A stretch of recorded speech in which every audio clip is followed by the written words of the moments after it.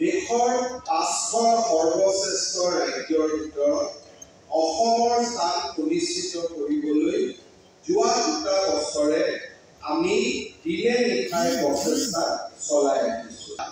বিকাশৰ বাবে এদিন কাৰ্যসূচী ৰূপায়ণ কৰিছিলোঁ আৰু প্ৰায় ১৫,০০০ কোটি টকাতকৈও অধিক বিকাশৰ আঁচনি এই বছৰৰ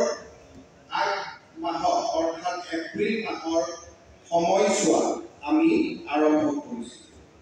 বঙাইগাঁও জিলাতো আমি বিকাশৰ বাবে এদিন কাৰ্যসূচী ৰূপায়ণ কৰিছিলোঁ আৰু সেই সময়ত আমি ৬৯৩ কোটি টকাৰ বিকাশৰ যোগ্য বঙাইগাঁও আৰম্ভ কৰিছিলোঁ।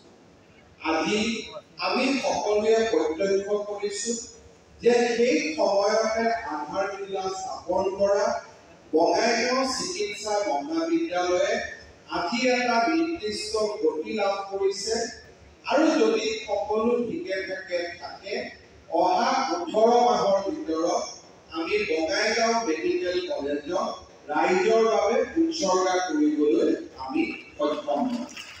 বঙাইগাঁৱৰ ইঞ্জিনিয়াৰিং কলেজৰ কাম তীব্ৰ গতিত চলি আছে।